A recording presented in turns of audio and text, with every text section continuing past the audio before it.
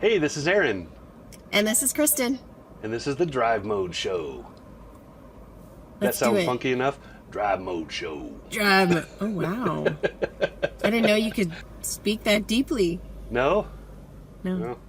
I got talents. So, you know what, Aaron? Uh-huh. It's almost my birthday. Really? Do you want to know how old I am? Okay. I'm not going to tell you. I didn't think you were. Actually, I don't care. I'm 49. Wow. I have another, 3 or 4 weeks for my birthday. 3 weeks. Nice. Yep. I'll be Happy 47. birthday. Happy birthday early, youngin'. Yay! Happy birthday. Thank you. Now, right behind that is Christmas. And I've been Yes. thinking about what I want Santa to put under my tree.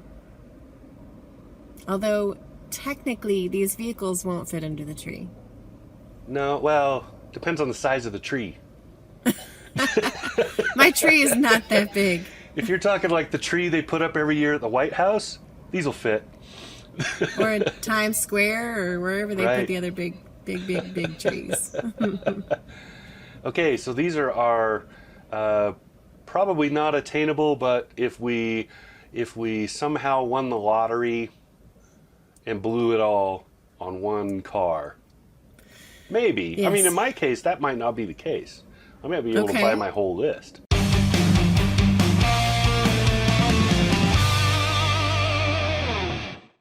Well, what comes to mind first?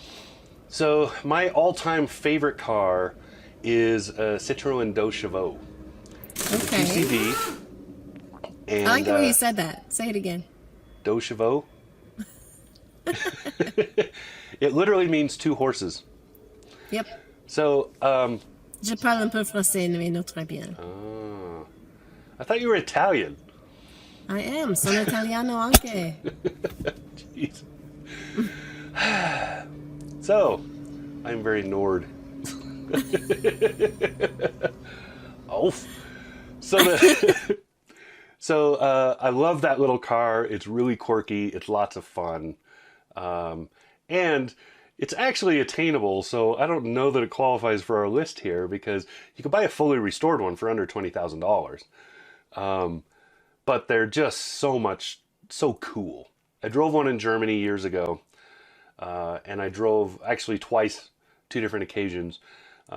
In those days, in the 90s, you could rent a 2 Chevaux on the street for like $8 a day.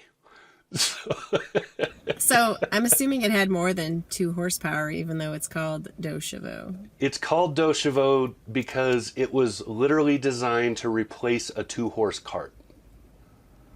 So it was Okay. designed to be an everyday vehicle for farmers. So the whole top comes off, rolls down, and you can pull out the back seat. It's totally removable. You can use the back seat as a picnic bench. But when you take the back seat out, it becomes a truck in the back, a little bitty pickup truck.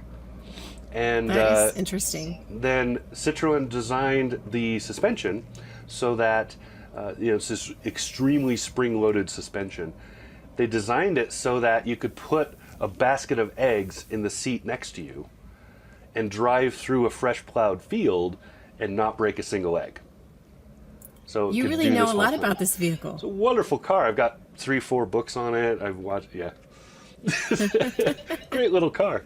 So that's my... what year? What year were those available? Any of the ones made before the 70s.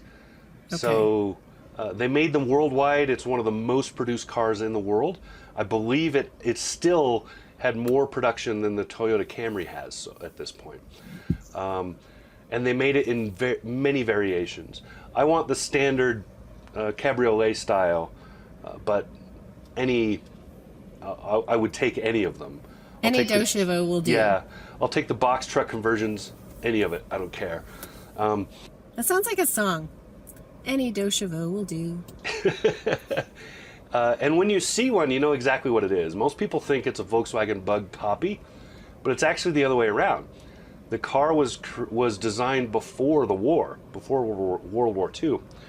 and then hidden from the Nazis because Ferdinand Porsche was looking for that car because he had seen it at the one time it was shown at a car show. And he was looking for it because Hitler had asked him to design a people's car, which became the Volkswagen Bug that we know of. But he was looking for that Citroen, and he couldn't find it, and so the Bug was created as a different vehicle. The 2CV has fully removable panels, no tools required. It came with a two-sized wrench, so it had a different size wrench head on each end, and that would do about 90% of the car. So you could take the wheels off with the big one. You could take you could do most everything on the car with that one wrench. That's very smart. So it was literally made for farmers. Is what the car was originally designed for. And then for a long time, there were competitions in Europe to try to roll them because they were so hard to roll over because of that springy suspension. So just lots of really cool little cars. So yours is going to be nothing like that. What do you have? I don't know. I wasn't thinking about this before, but in that vein of the classic cars, I was thinking about the 1963 Chevrolet Corvette. My neighbor has one of those split window Corvettes, and it's so loud and obnoxious and awesome. Tasty Every time car. I hear it, I run to the window and I look outside because they have a black one. Yeah, it's such a tasty car. It's so tasty. pretty. It's not very practical. It's got a big blind spot right in the middle, but it's beautiful. There's something about it that's special. It's the only year they made that version. This isn't a show about practicality. I'm Wonder Woman. Yes, I love Corvettes. This year, one of my press loans was a 2019 Corvette Grand Sport. And I was trying to figure out where I should take it to take a picture, because I try to take pictures in different places all over town. And I started heading toward the fire station. I saw that the fire truck was out front. And so I pulled up and I let the firemen get in and rev the engine, and they were just loving it. Yeah. Yeah, such a great car. It's a great car. Now, if we switch up to some newer cars, I got to drive this year the McLaren 720S, and that was thrilling. This is my jealous face. I didn't get to drive it for a long time, like 30 minutes, but it was so it was so cool. That is exactly 30 minutes longer than I've driven one. Well, That's my first drive in a McLaren. I can't name a McLaren that isn't just beautiful to look at. Everything about them is a mixture of kind of a sensuous muscle, right? So it's just beautiful look of kind of sensuality, a little bit of Corvette does the same thing where they do the Coke bottle, but it's just these beautiful lines that flow and look perfect, and everything about them denotes forward movement. It's just a wonderful look, and then they're so powerful. Some of that is because they don't weigh anything, powerful. But really powerful cars. And they can smoke the track for sure. right. But they're also works of architecture. If you look toward the back, it looks like flying buttresses. I studied French Gothic architecture back in college, right? And that's what it reminds me of. It evokes that sense of beauty and detail. Okay. Yeah, and the little details are what are cool, because they do things like adjusting the air fin, moving they have most of the models, I don't know about that one, but I'm pretty sure it does. Most of the models have rear wheel steering, so the rear wheels track a little bit when you turn the corner. Just lots of little things that are just you have to think about them and then realize how much they're adding up to make that car what it is. The cut lines and things that they do is just oh wow. I could talk all day about that stuff because I love car design. And speaking of beautiful architecture, I'm going to hog the video here again a little bit, because the Aston Martin DBX that will be available next year, obviously it's an Aston Martin. It's beautiful. Yes. It's got wool interior, which it's naturally water repellent, and it's very durable. Okay. But also, what I love about the DBX is that you can configure it. They have this online configurator. And if you watch Phineas and Ferb, like any A-tur, I love it. It's a configurator. It's got like 20 different colors, and it's got anything that you want. It even has ski boot warmers that you can add as a package. Those things you put your boots on and it warms. Yeah. So the question though would be, if you get that, what's the counter equivalent? So what is the car that you got right as they go, Doofenberg Evil Incorporated, and then what's he sitting in, right? I love that show. I love Phineas and Ferb. My next car, going from those hyper awesome, is over to Mercedes Unimog. Okay. So I love these things, especially the 60s and 70s models. These were and still are military trucks, right? So they're made to be the Jeeps of Europe, but better. So they're more like Humvees of Europe, but bigger. And they filled many roles, from firefighting to ambulances to whatever. But these are trucks that will literally go anywhere. So you got I think it's 18 inches of ground clearance at the axle. And you have, these huge, and they have the wonderful Mercedes 4 and 6 cylinder diesel engines in them, and just phenomenally well built vehicles. You can beat the heck out of them and it won't matter. They're just made for exactly the kind of stuff I like to do, serious overlanding. So like, not flying around Baja, not going to the lake on the weekend, not that kind of thing. We're talking about, like, I want to go from Cheyenne, Wyoming to New York City in a straight line.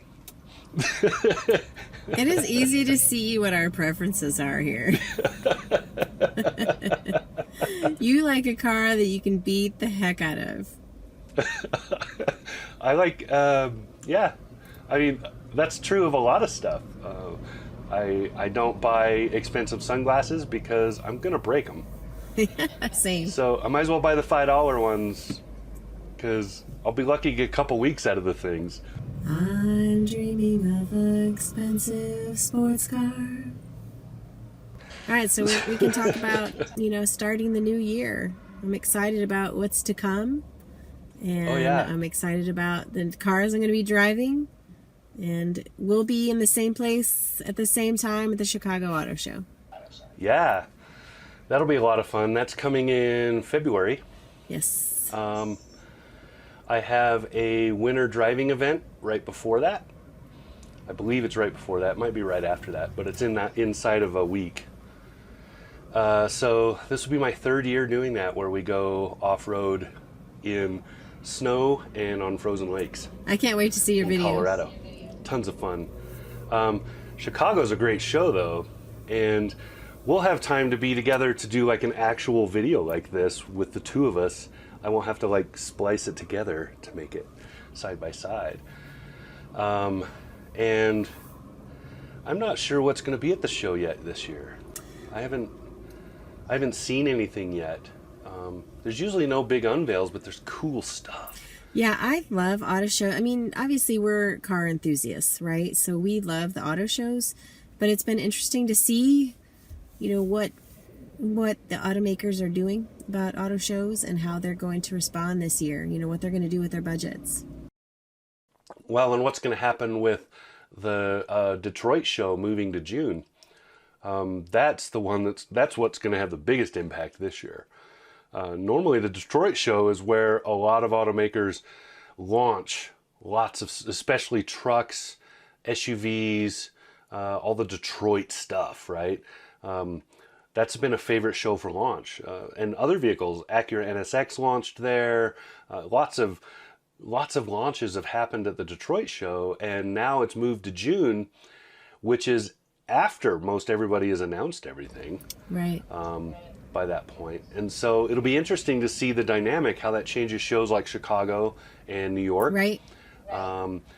CES, which is the reason Detroit moved, was because it was so close to the consumer show that there was a lot of overlap, and there were automakers that were not going to one versus the other. And Detroit in the winter is brutal. I mean, I live in Wyoming, and I dread going to Detroit in the winter. Well, if you can see behind me here in Austin, it's supposed to be 75 today. Don't be jealous. I'm dreaming of a green Christmas at this point. Right. We're expecting more snow this weekend. That's it for my list. That was my list, too. So, what's yours? Go ahead and comment. Drop something down below. Hit us up. Find us on Facebook. Find us, wherever. And let us know what's your dream list. Maybe we could do another video with other people's dream lists. Yeah, we want to talk to you about that. That would be cool. Want to be in a video? You could be a star. Thanks for watching. Talk to you soon. This has been Kristin. And Aaron.